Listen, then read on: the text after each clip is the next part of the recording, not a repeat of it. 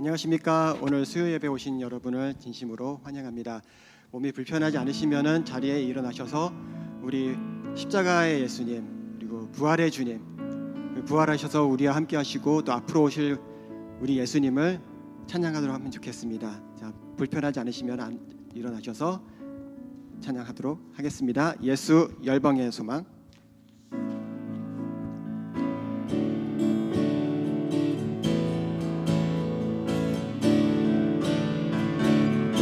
예수 열방의 소망, 예수 우리의 위로자, 주는 온 땅의 영원한 소망. 예수 어둠 속의 빛, 예수 어둠 속의 빛, 예수 변함없는 진리, 주는 온 땅의 빛이 되시네.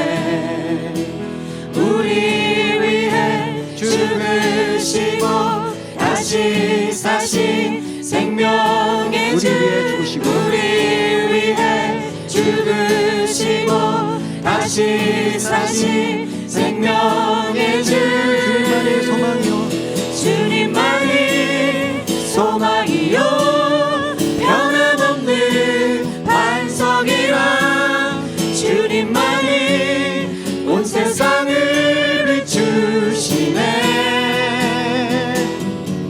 또 죽음에서 부활하신 우리 구주, 평강의 왕, 주를 믿는 모든 자의 소망 되신 주를 믿네. 한 번 더 하겠습니다. 예수 열방의 소망. 예수 열방의 소망, 예수 우리의 위로자, 주는 온 땅의 영원한 소망. 예수 어둠 속의 빛, 예수 어둠 속의 빛, 예수 변함없는 진리, 주는 온 땅의 빛이 되시네. 우리 위해 죽으시고 다시 사신 생명의 주, 주님만이 소망이요, 변함없는 반석이라. 주님만이 온 세상을 비추시네.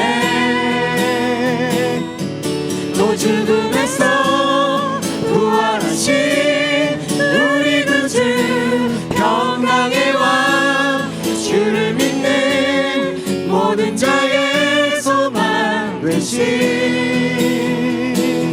주를 믿네.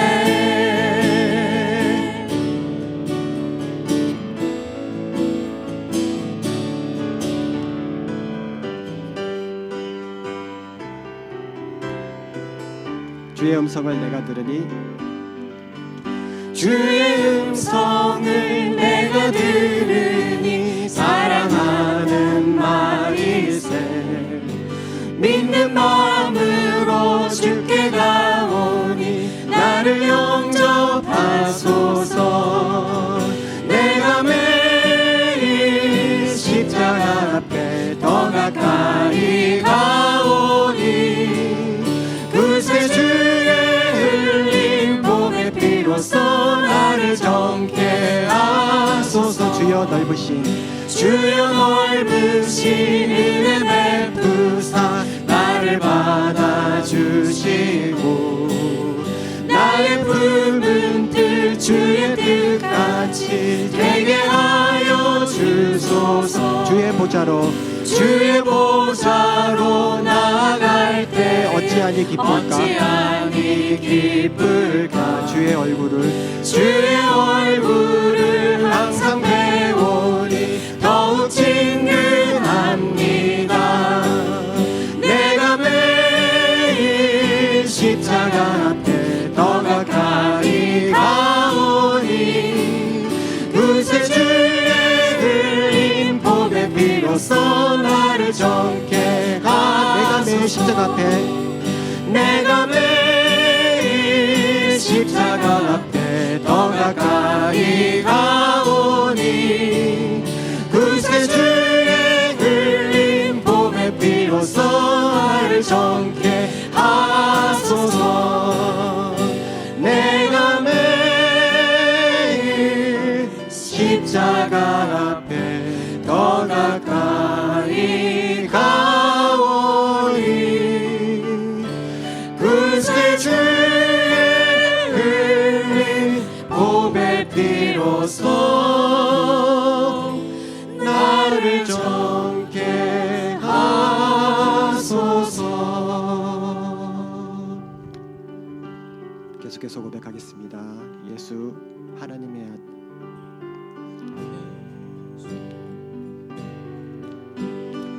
예수 하나님의 아들 말씀으로 오신 주 그 말씀을 믿는 자들마다 새로운 마음 주시네. 예수 하나님의 본체 사랑으로 오신 주 그 사랑이 날 찾아오셔서 새로운 마음 주시네. 우리의 마음 돌이켜 주의 말씀 앞에 나와 모든 우상들 다 버리고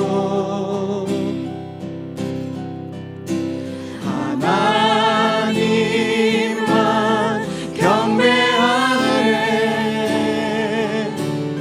새로운 마음 주시고 주님의 성령을 부으사 우리 안에 굳은 마음 제하여 주님의 마음 주소서.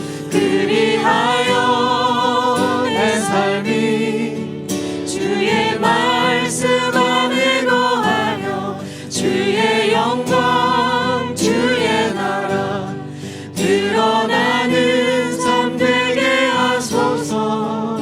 우리의 마음 돌이켜 우리의 마음 돌이켜 주의 말씀 앞에 나와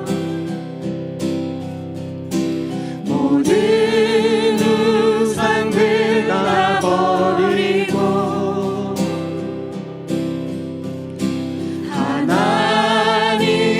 하나님만 경배하네.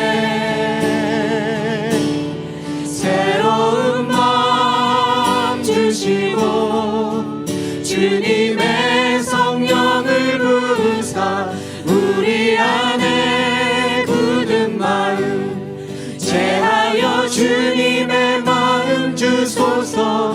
그리하여 내 삶이 주의 말씀 안에 거하며 주의 영광 주의 나라 드러나는 삶 되게 하소서. 새로운 마음 주시고 주님의 성령을 부으사 우리 안에 굳은 마음 제하여 주님의 마음 주소서. 그리하여 내 삶이 주의 말씀 안에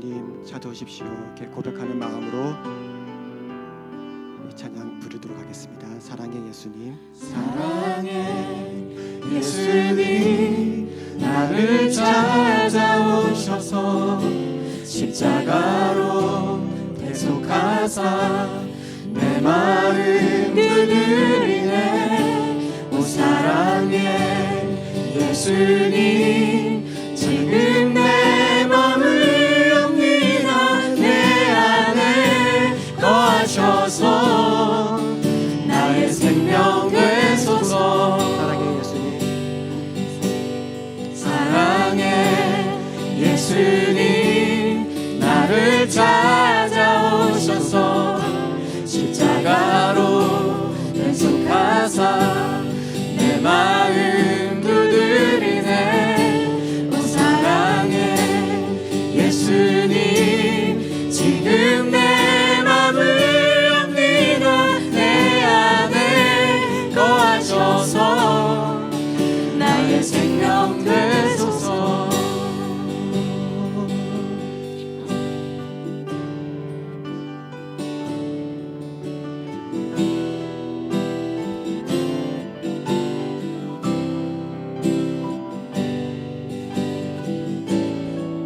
다시 고백하겠습니다. 사랑의 예수님, 예수님 나를 찾아오셔서 십자가로 대속하사 내 마음 두드리네. 오 사랑의 예수님 지금 내 맘을 옵니다. 내 안에 거하셔서 나의 생명 되소서. 아멘. 자리에 앉아주시면 되겠습니다.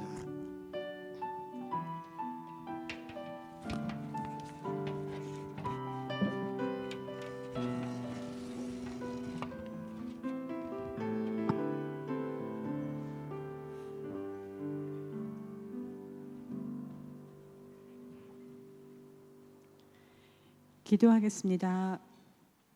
사랑과 은혜가 풍성하신 하나님 아버지, 오늘도 우리를 불러주셔서 주의 성전에 나와 예배드리게 하시니 감사드립니다.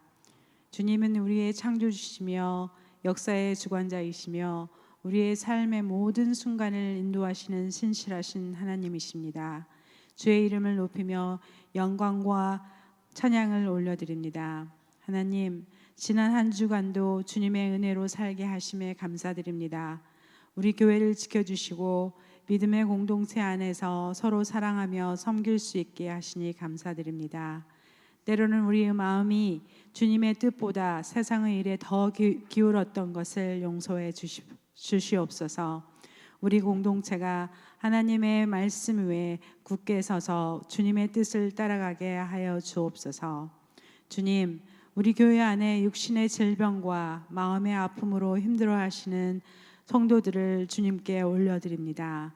주님의 위로와 치유의 손길로 함께하여 주시고 믿음으로 이겨낼 수 있도록 도와주시옵소서.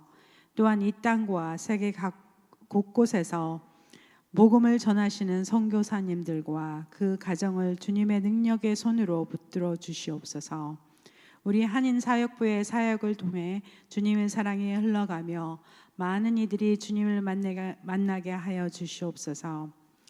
이 시간 말씀을 전하시는 목사님께 성령의 능력을 더하셔서 우리 모두가 하나님의 음성을 듣고 순종하는 예배가 되게 하옵소서. 예수님의 이름으로 기도드립니다. 아멘.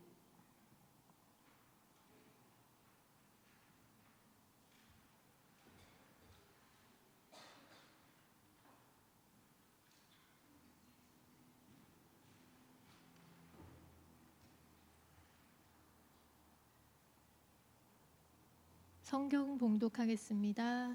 누가복음 24장 17절에서 27절 그리고 32절 말씀입니다. 예수께서 그들에게 물으셨다. 당신들이 걸으면서 서로 주고받는 이 말들은 무슨 이야기입니까? 그들은 침통한 표정을 지으며 걸음을 멈추었다. 그때 그들 가운데 하나인 글로바라는 사람이 예수께 말하였다. 예루살렘에 머물러 있었으면서 이 며칠 동안에 거기에서 일어난 일을 당신 혼자만 모른단 말입니까? 예수께서 그들에게 물으셨다. 무슨 일입니까? 그들이 그에게 말하였다. 나사렛 예수에 관한 일입니다. 그는 하나님과 모든 백성 앞에서 행동과 말씀에 힘이 있는 예언자였습니다. 그런데 우리의 대제사장들과 지도자들이 그를 넘겨주어서 사형 선고를 받게 하고 십자가에 못 박아 죽였습니다. 우리는 그분이야말로 이스라엘을 구원하실 분이라는 것을 알고서 그분에게 소망을 걸고 있었던 것입니다. 그뿐만 아니라 그런 일이 있은 지 벌써 사흘이 되었는데 우리 가운데서 몇몇 여자가 우리를 놀라게 하였습니다. 그들은 새벽에 무덤에 갔다가 그의 시신을 찾지 못하고 돌아와서 하는 말이 천사들의 환상을 보았다는 것입니다. 천사들이 예수가 살아계신다고 말했다는 것입니다. 그래서 우리와 함께 있던 몇 사람이 무덤으로 가서 보니 그 여자들이 말한 대로였고 그분은 보지 못하였습니다. 예수께서는 그들에게 말씀하셨다. 어리석은 사람들입니다. 예언자들이 말한 모든 것을 믿는 마음이 그렇게도 무디니 말입니다. 그리스도가 마땅히 이런 고통을 겪고서 자기 영광에 들어가야 하지 않겠습니까? 그리고 예수께서는 모세와 모든 예언자에서부터 시작하여 성경 전체에서 자기에 관하여 써놓은 일을 그들에게 설명하여 주셨다. 32절 그들은 서로 말하였다. 길에서 그분이 우리에게 말씀하시고 성경을 풀이하여 주실 때 우리의 마음이 우리 속에서 뜨거워지지 않았습니까?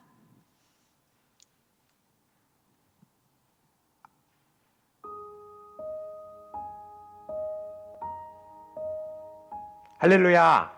오늘도 우리를 먼저 찾아오시는 주님의 발걸음에 응답하여 그분과 함께 걷기를 소망하는 우리 모두의 삶 위에 주님의 자비와 은혜와 평강이 가득 임하기를 간절히 원합니다. 지난주 우리는 그분과 함께 걷는 길의 첫걸음으로 찾아오신 주님을 함께 묵상했습니다. 우리가 하나님께 나아간 것이 아니라 주님이 먼저 우리를 찾아오셨음을 우리는 말씀을 통해서 확인했습니다. 그런데 오늘 우리의 신앙을 한번 돌아보면 주님이 여전히 우리 곁에 계심에도 불구하고 그분의 음성이 잘 들리지 않을 때가 많습니다. 성경을 읽고 묵상도 하지만 여전히 내 마음은 식어있고 그 말씀이 내 영혼을 흔들지 못할 때가 있습니다. 우리 안에 말씀의 열심은 있는데 말씀의 온기가 사라진 시대를 살아가고 있는 것 같습니다. 왜 그럴까요? 요즘 세상은 좋은 말이 참 많습니다.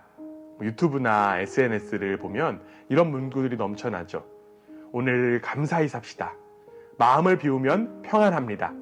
긍정의 힘을 믿으세요. 그뿐만이 아닙니다.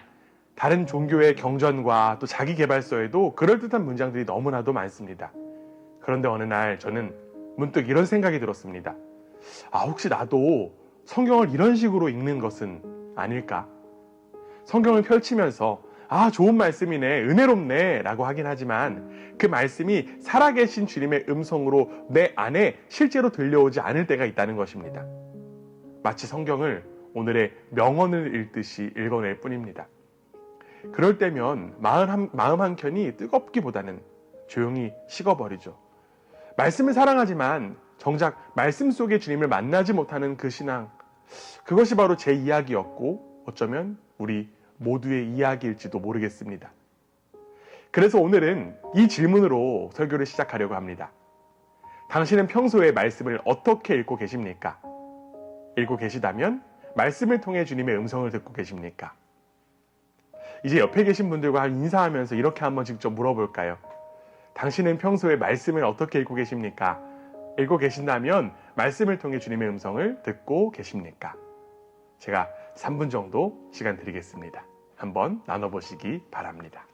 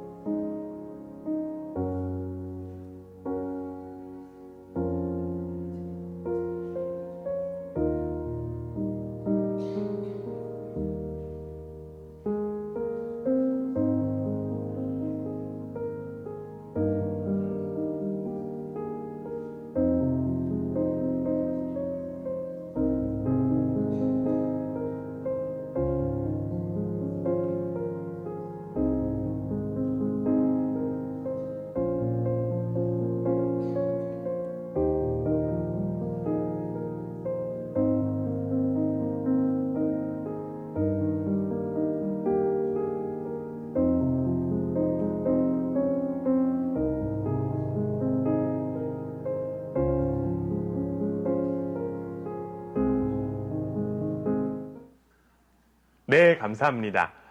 많은 이야기를 나누면 좋겠지만 오늘은 그 대답을 말씀 속에서 함께 찾아보려고 합니다. 인사 중에 아마 어떤 분들은 속으로 이렇게 대답하셨을지도 모르겠어요. 읽긴 하는데 음성까지는 잘 모르겠어요. 그럴 수 있습니다. 솔직히 저도 그럴 때가 참 많았어요. 그래서 오늘 성경 본문은 바로 그 자리에서 시작합니다. 성경을 해석하시며 자신을 드러내신 예수님을 통해 우리에게 지금도 말씀하시는 그 주님의 음성을 이 시간, 이 자리에서 함께 듣게 되기를 간절히 원합니다. 우리가 지난주에 살펴보았듯이 엠마오로 향하던 두 제자는 절망과 혼란 속에서 예루살렘을 떠나고 있었습니다. 그러나 주님은 그 길 위로 찾아오셔서 그들과 함께 걸으셨습니다. 그런데 안타깝게도 그들은 주님을 알아보지 못했어요. 너무나도 안타깝고 역설적인 장면이죠. 그들이 실망하고 낙심했던 그 예수님이 곁에 계셨지만 그들은 여전히 주님을 낯선 나그네로만 여겼던 것입니다. 여러분, 왜 그랬을까요? 여러분, 혹시 벌써 잊어버리신 것은 아니시죠? 지난주 다시 한 번 더 복습해야 될까요? 그들의 눈이 가려졌기 때문에 그렇죠.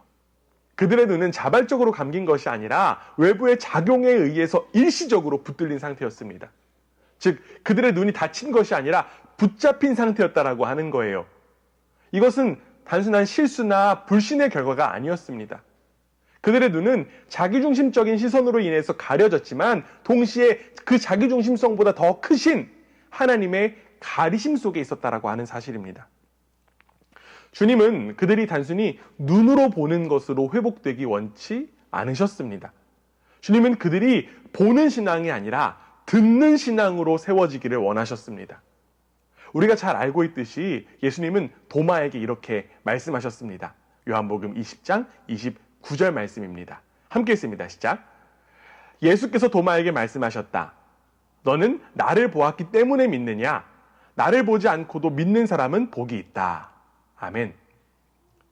결국 믿음은 보는 것이 아닙니다. 눈으로 확인하는 것은 신뢰가 아니라 확인 욕구의 연장일 뿐이에요.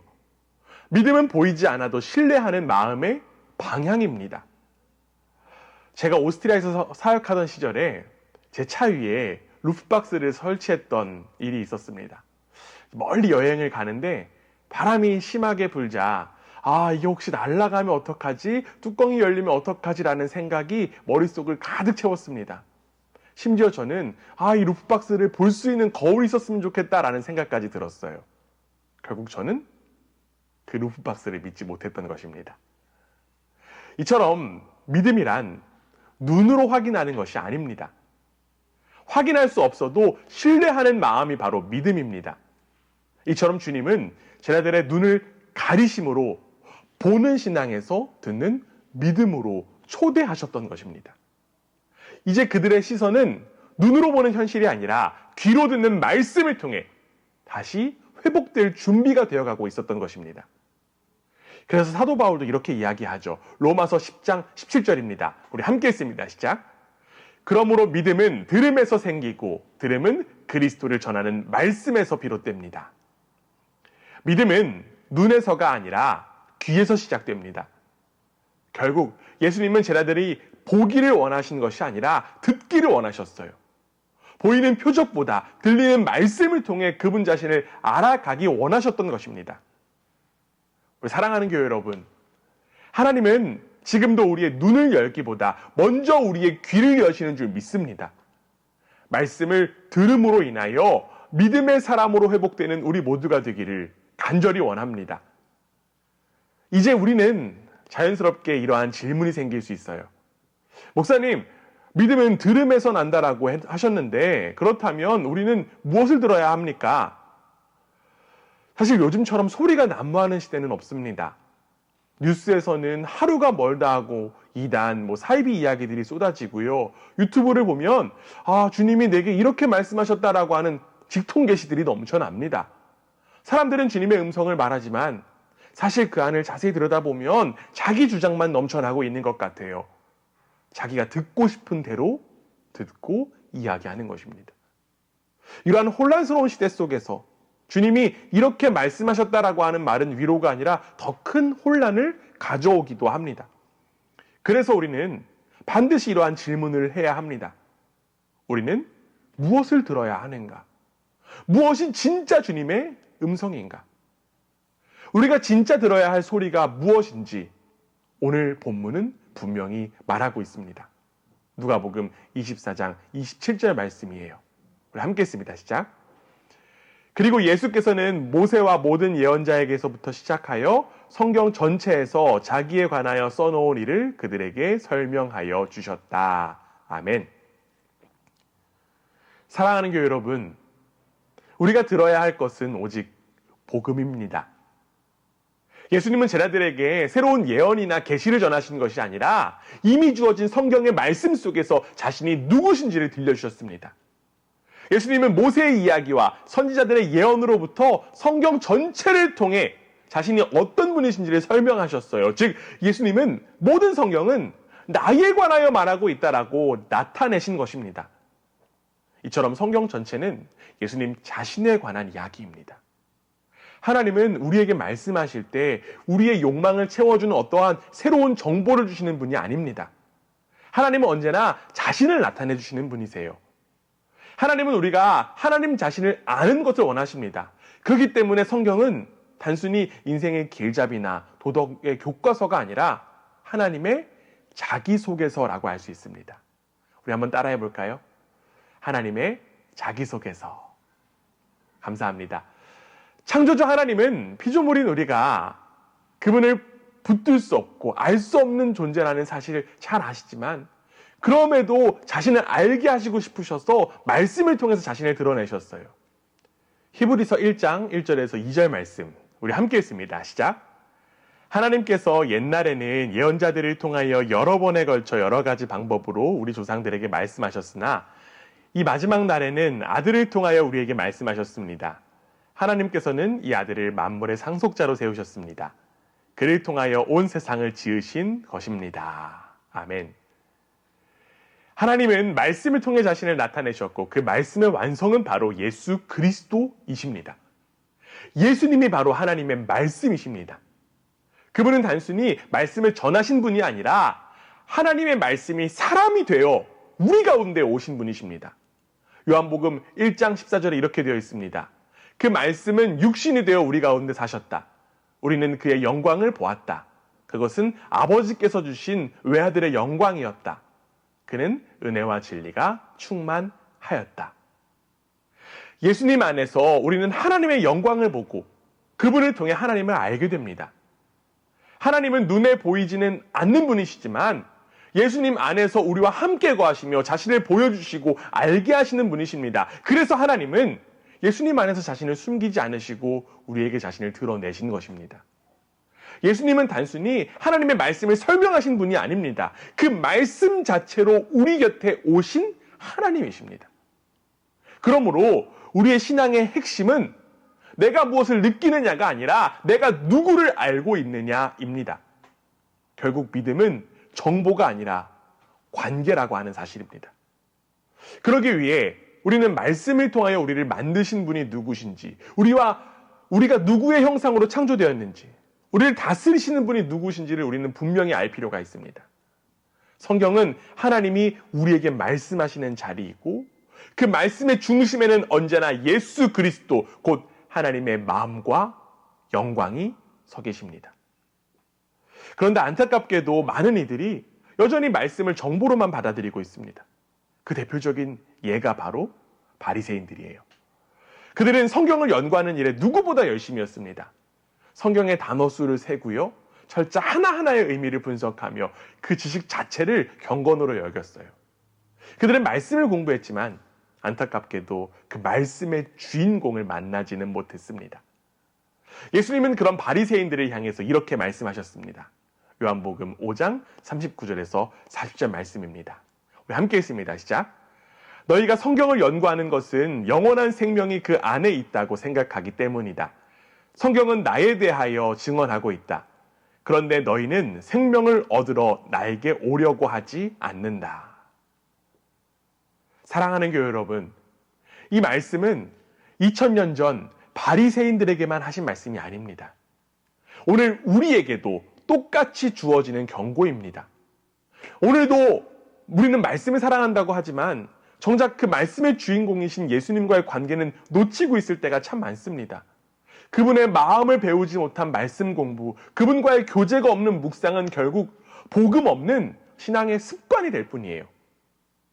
눈이 가려져서 예수님을 제대로 알아보지 못한 지라들을 향해서 찾아오셔서 자신에 관하여 말씀을 설명하신 예수님은 지금도 우리를 향하여서 말씀하시는 줄 믿습니다.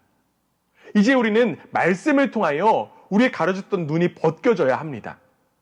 말씀 속에서 자신을 드러내시며 나를 알라, 나를 보라 라고 말씀하시는 주님의 마음을 깊이 이해할 수 있기를 원합니다. 그리고 그 말씀을 통해 하나님과의 인격적인 교제를 쌓아가는 우리 모두가 되기를 주님의 이름으로 간절히 원합니다. 예수님은 길 위에서 제자들에게 성경을 풀어서 설명하신 후에 그들과 함께 엠마오에 이르셨습니다. 제자들은 예수님을 여전히 나그네로만 여겼지만 이상하게도 그분과 함께 있고 싶은 마음이 들었어요. 그래서 이렇게 간청합니다. 누가복음 24장 29절 말씀이에요. 저녁 때가 되고 날이 이미 저물었으니 우리 집에 묵으십시오. 그들은 아직 예수님이 누구신지 알아보지 못했지만 이미 그분의 말씀에 이끌리고 있었던 것입니다. 예수님은 그들의 초대를 받아 그들과 함께 식탁에 앉으셨습니다. 그분이 떡을 들어 축사하시고 떼어주셨을 때 그들의 눈이 밝아져서 예수님을 알아보게 됩니다. 그러나 바로 그 순간 예수님은 그들의 시야에서 사라지십니다. 하지만 그제서야 두 제자는 서로에게 이렇게 고백합니다. 우리 함께 누가복음 24장 32절 읽습니다. 함께 읽습니다. 시작. 길에서 그분이 우리에게 말씀하시고 성경을 풀이하여 주실 때에 우리의 마음이 우리 속에서 뜨거워지지 않았습니까? 그들은 이제서야 깨달았습니다. 눈은 떡을 떼는 순간에 열렸지만 그들의 마음은 이미 말씀을 들을 때부터 열리고 있었던 것입니다. 그렇다면 여러분, 제자들이 고백한 마음이 뜨거워졌다라고 하는 것은 어떠한 의미일까요? 여기서 마음은 단순한 감정이 아니라 인간 존재의 중심을 의미합니다. 우리 한번 따라해 볼까요? 인간 존재의 중심. 감사합니다. 즉, 생각과 감정, 의지와 영혼의 중심이 바로 마음이에요. 또한 여기서 뜨거워졌다라고 하는 표현은 잠시 불붙는 그러한 감정이 아니라 지속적으로 타오르는 상태를 뜻합니다. 결국 제자들은 단순히 감동을 받은 것이 아니라 그들의 내면 전체, 존재 전체가 말씀의 불로 점화된 것입니다. 그것은 단순한 깨달음이 아니었습니다. 그것은 마치 성령의 불이 임한 사건이었습니다. 말씀이 그들 안에서 살아 움직였고 말씀을 통해 그들의 존재는 깨어나게 되었습니다. 누가는 이 놀라운 사건의 이유를 이렇게 기록하죠. 예수께서 성경을 풀어주셨다. 이것은 단순히 설명했다는 뜻이 아니라 닫혀있던 마음과 성경이 함께 열렸다라고 하는 의미입니다. 예수님은 성경의 내용을 해석하신 것이 아니라 그 말씀 속에서 자신을 드러내심으로 그들의 마음을 여셨습니다. 이처럼 하나님은 보이는 표적이 아니라 말씀의 임재를 통해 우리 안에 일하십니다. 믿음은 눈으로 확인하는 것이 아니라 말씀 속에 들려오는 주님의 음성으로 타오릅니다. 그러나 연약한 우리는 종종 기적이나 표적을 원하죠. 하나님의 능력을 눈으로 확인하고 싶은 마음 이해됩니다. 물론 그런 일들도 하나님께서 행하시는 놀라운 역사며 우리의 믿음을 세워주는 중요한 지점이 될 수도 있어요. 그러나 우리는 반드시 기억해야 합니다. 기적과 표적은 인간 존재의 중심을 변화시키지 못해요. 기적은 순간의 감정에는 변화를 줄 수 있지만 그 감정은 오래가지 못합니다. 하나님의 그 임재를 보는 그 보는 경험은 뛰어나고 훌륭하지만 그 불은 쉽게 꺼져요. 왜냐하면 그것은 눈으로 본 불뿐이지 마음에서 타오르는 불이 아니기 때문입니다. 지속적으로 우리를 뜨겁게 하는 것은 오직 하나뿐입니다. 그것은 바로 말씀을 통해 들려오는 주님의 음성입니다. 그분의 음성은 감정이 아니라 존재를 바꾸는 힘이에요. 그 말씀은 우리의 생각을 넘어서 마음의 중심을 흔들고 우리의 의지를 깨우며 우리의 영혼을 새롭게 만드십니다. 그 말씀의 불은 단번의 감정이 아니라 성령께서 우리 안에서 지속적으로 타오르게 하시는 거룩한 불입니다. 그 불은 환경이 바뀌어도 꺼지지 않아요. 눈에 보이는 기적이 사라져도 사그라들지 않습니다. 그것은 하나님의 임재가 말씀 속에서 끊임없이 우리에게 흘려오는 은혜의 불이기 때문입니다. 사랑하는 교회 여러분, 우리의 신앙이 표정만을 쫓는 그 일시적인 감정에 머무르지 않기를 원합니다. 대신 말씀 앞에서 매일 주님의 음성을 들으며 그 음성 속에서 영혼이 다시 뜨거워지는 지속적인 은혜의 삶을 살아가시기를 부탁드립니다. 이처럼 하나님 나라의 백성에게 허락된 회복은 언제나 말씀으로부터 시작됩니다. 그 말씀은 우리의 닫힌 마음을 열고 식은 마음을 다시 살리며 지쳐버린 영혼에 다시 불을 붙이십니다. 하나님의 말씀이 우리의 가슴 속에서 살아 움직일 때, 그때 진정한 부흥이 일어나는 줄 믿습니다. 시편 기자는 그 말씀의 회복적 능력을 이렇게 노래해요. 시편 19편 7절에서 8절입니다. 우리 함께 읽습니다. 시작. 주님의 교훈은 완전하여서 사람에게 생기를 북돋워 주고 주님의 증거는 참되어서 어리석은 자를 깨우쳐준다. 주님의 교훈은 정직하여서 마음에 기쁨을 안겨주고 주님의 계명은 순수하여서 사람의 눈을 밝혀준다. 아멘. 하나님의 말씀은 우리의 영혼을 다시 숨쉬게 하는 생명의 호흡입니다. 그 말씀은 우리 안에 혼란을 정돈하고 우둔했던 마음을 새롭게 하며 무거웠던 마음의 기쁨을 회복시키며 어두워졌던 그 눈을 다시 밝히십니다. 그러므로 말씀 앞에 서는 것 단순한 공부가 아니라 치유의 사건이며 부흥의 시작인 줄 믿습니다. 그 말씀이 내 안에서 불처럼 타오를 때 우리는 다시 기도할 수 있는 힘을 얻고 사랑할 수 있는 용기를 얻고 복음 위에서 다시 한 번 더 걸을 수 있는 힘을 얻게 됩니다. 사랑하는 교회 여러분, 혹시 지금 마음이 식어버리셨습니까?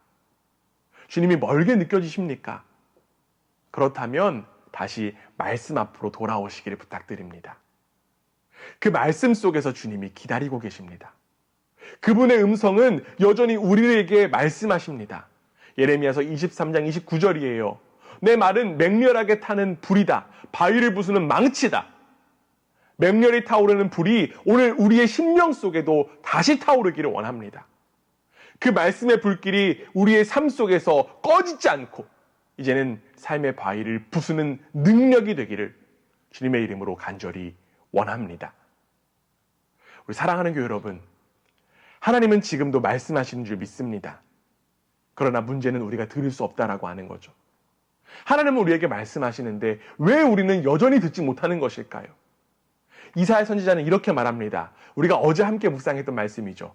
이사야 59장 2절입니다. 함께 읽습니다. 시작. 오직 너희 죄악이 너희와 너희의 하나님 사이를 갈라놓았고 너희 죄 때문에 주님께서 너희에게서 얼굴을 돌리셔서 너희의 말을 듣지 않으실 뿐이다. 아멘. 여러분, 하나님이 침묵하신 것이 아니죠. 우리의 죄가 하나님의 음성을 가로막는 벽이 된 것입니다. 그 벽은 단지 도덕적인 타락만이 아니라 하나님보다 자기의 소리를 더 크게 듣는 자기중심성입니다. 엠마오로 향하던 제자들도 바로 그 벽 안에 있었죠. 그들은 절망 속에서 스스로의 이야기를 나누며 걸었지만 정작 곁을 함께 걸으시는 예수님의 음성에 귀를 기울이지 못했습니다. 그들의 귀는 열려 있었지만 마음은 여전히 자기의 소리에 붙들려 있었죠. 결국 우리도 다르지 않습니다. 우리는 하나님의 말씀을 듣고 싶다라고 말하지만 실상은 내 판단, 내 계획, 내 감정의 목소리 더욱더 크게 듣고 있는 것입니다. 그러나 복음은 이렇게 이야기합니다. 하나님은 그 벽을 두고 우리를 버려두지 않으신다. 그 벽을 깨뜨리시기 위해서 말씀이 육신되어 오셨습니다. 즉 예수 그리스도께서 직접 이 땅에 오셔서 하나님과 우리 사이를 갈라놓은 그 죄의 장벽을 십자가로 무너뜨리셨습니다. 십자가 위에서 말씀하신 하나님은 침묵당하셨어요. 마태복음 27장 46절 이렇게 되어 있습니다.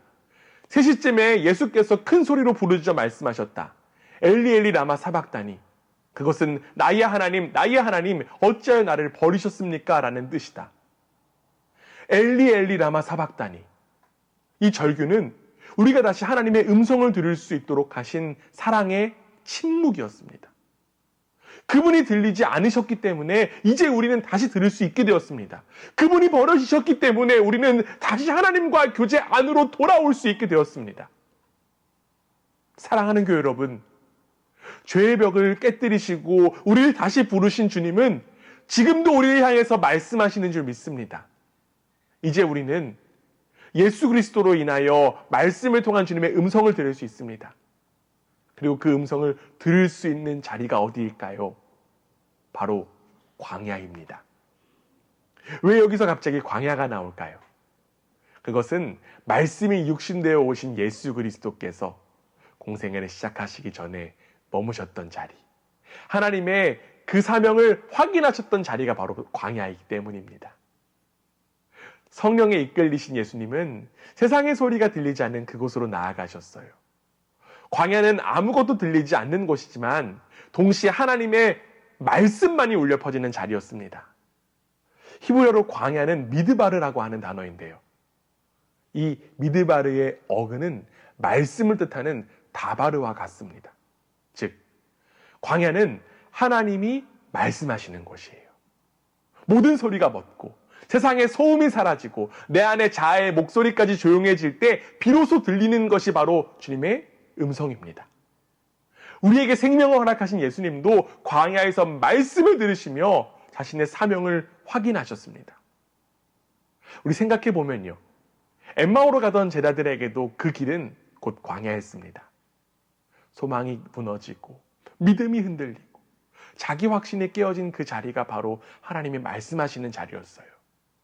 그들은 절망 속을 걸었지만 그 절망의 길 위에서 주님은 말씀하셨고 그 말씀은 다시 그들의 마음을 뜨겁게 하셨습니다.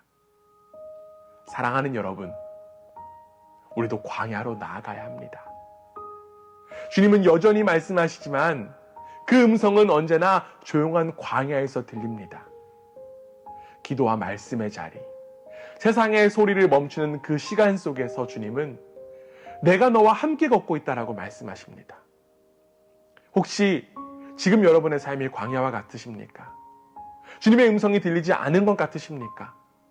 그렇다면 기억하시길 부탁드립니다. 그 광야가 바로 주님이 말씀하시는 자리예요. 그분의 음성은 오늘도 우리를 부르고 있습니다. 주님의 말씀은 여전히 살아있으며 그 말씀은 오늘도 우리를 다시 일으킵니다. 그래서 이번 한 주간 의도적으로 나만의 광야 시간 가지기 부탁드리겠습니다. 하루 5분이든 10분이든 좋습니다. 스마트폰 내려놓고요. 세상의 염려 멈추고요. 오직 주님과 1대1로 마주하는 그 침묵의 광야로 들어가 보시기를 부탁드립니다. 그 자리에서 맹렬히 타는 불과 같은 주님의 말씀이 여러분의 식은 심령을 다시 뜨겁게 하실 줄 믿습니다. 이 광야의 시간 속에서 예수 그리스도의 음성을 듣고 그 말씀의 능력이 여러분의 삶 속에서 꺼지지 않는 생명의 불로 타오르기를 주님의 이름으로 축원합니다. 우리 기도하시겠습니다. 사랑과 은혜가 풍성하신 하나님 아버지, 오늘도 말씀으로 우리를 찾아봐 주시고 식은 마음을 다시 뜨겁게 하시는 주님께 감사드립니다. 주님, 우리는 너무 자주 눈에 보이는 것들에 마음을 빼앗기고 귀로 들리는 세상 소리에 묻혀 주님의 음성을 놓칠 때가 많았습니다. 그러나 오늘 말씀을 통해 다시금 깨닫습니다. 믿음은 보는 것이 아니라 듣는 것임을 우리는 깨닫습니다. 그리고 주님은 여전히 말씀하고 계심을 깨닫습니다. 주님, 우리의 귀를 열어주시옵소서. 닫힌 마음을 열어주시고 말씀으로 우리를 새롭게 하여 주시옵소서. 세상의 소음 속에서도 주님의 조용한 음성을 들을 수 있는 광야의 시간을 허락하여 주시옵소서. 하루의 분주함 속에서도 의도적으로 멈추어 말씀 앞에 서서 주님과 1대1로 마주하게 하옵소서. 주님의 말씀이 불처럼 우리 안에 타오르게 하시고 그 불이 우리의 식은 믿음을 다시 살리며 우리의 가정과 공동체 안에서도 꺼지지 않는 생명의 불길이 되게 하옵소서. 주님, 죄의 벽을 깨뜨리시고 십자가로 우리를 다시 부르신 예수 그리스도의 이름을 찬양합니다. 그분의 음성을 따라 걷는 한 주가 되게 하시며 그 말씀의 능력으로 세상을 이기게 하옵소서. 살아계신 예수 그리스도의 이름으로 기도드립니다. 아멘.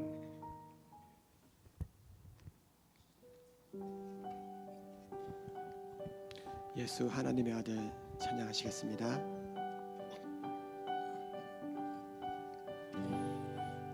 예수 하나님의 아들 말씀으로 오신 주 그 말씀을 믿는 자들마다 새로운 마음 주시네. 예수 하나님의 본체 예수 하나님의 본체 사랑으로 오신 주 그 사랑이 날 찾아오셔서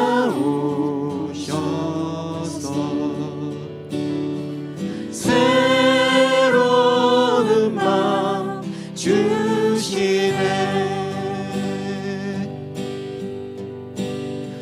우리의 마음 돌이켜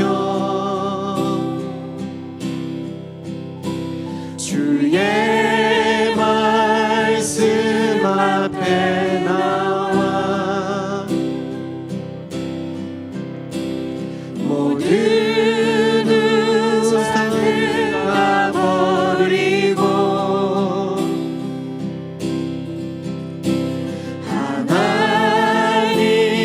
하나님만 경배하네. 새로운 마음 주시고 주님의 성령을 부으사 우리 안에 굳은 마음 제하여 주님의 마음 주소서.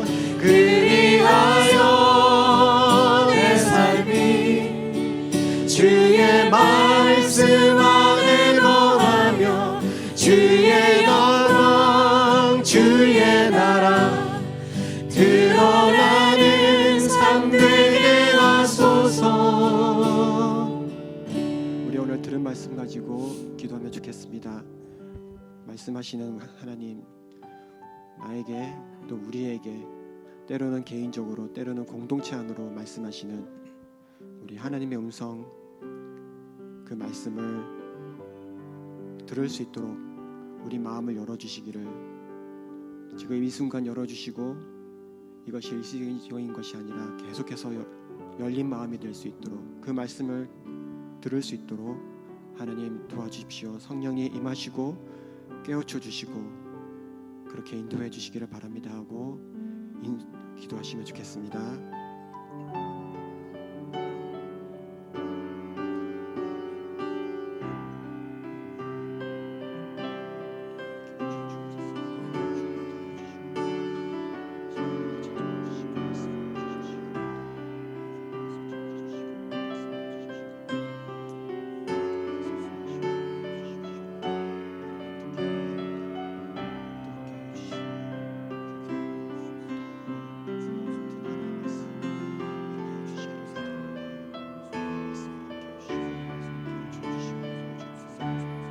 새로운 마음 주시고 주님의 성령을 부으사 우리 안에 굳은 마음 제하여 주님의 마음 주소서.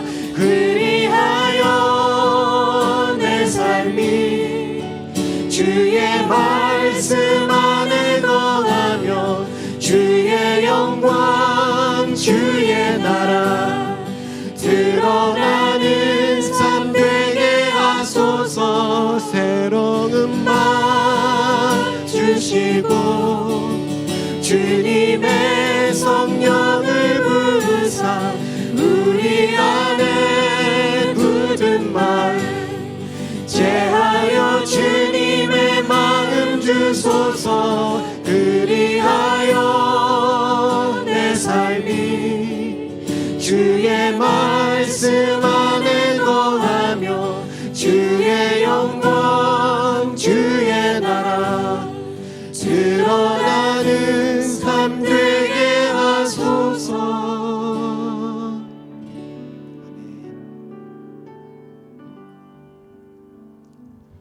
우리 모두 함께 주님께서 주신 주기도문으로 오늘 예배를 마치겠습니다. 하늘에 계신 우리 아버지, 아버지의 이름을 거룩하게 하시며 아버지의 나라가 오게 하시며 아버지의 뜻이 하늘에서와 같이 땅에서도 이루어지게 하소서. 오늘 우리에게 일용할 양식을 주시고 우리가 우리에게 잘못한 사람을 용서하여 준 것 같이 우리 죄를 용서하여 주시고 우리를 시험에 빠지지 않게 하시고 악에서 구하소서. 나라와 권능과 영광이 영원히 아버지의 것입니다. 아멘.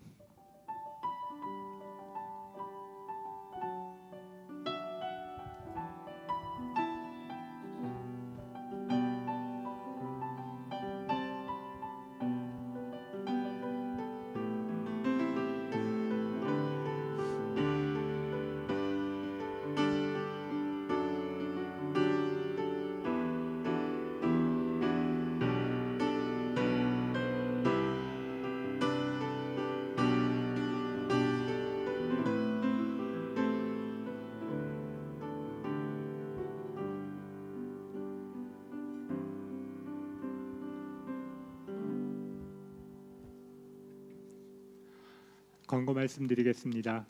수요 예배가 계속하여 10월 한 달 동안 최선 목사님의 영상 설교로 진행되고 있습니다. 그리고 주일에는 한인부 나눔방 모임이 현재 진행되고 있고요. 매일매일 하나님의 나라 큐티 책으로 주중에 큐티 나눔이 진행되고 있습니다. 최선 목사님의 짧은 메시지가 매일 아침 올려지고 있으니까 같이 들어주시면 좋겠습니다. 가을 성장 프로그램 매칭하는 것을 원하시는 분은 찬미자매님에게 연락하셔서 시작하여 주시면 좋겠습니다. 그리고 한 가지 추가된 사항이 있는데 이번 주일 10시 30분 예배 마친 후에 본당에서 곧바로 이어서 언약 멤버들 미팅이 있다고 합니다. 교회 그 정관에 관해서 먼저 언약 멤버들과 의견을 나누는 모임이 있는 것 같습니다. 가능하신 분들은 꼭 함께 하셔서 나눠주시면 좋겠습니다. 밖에 다가가 준비되어 있으니까 꼭 함께 나누고 친교 나누고 돌아가십시오. 안녕히 돌아가십시오.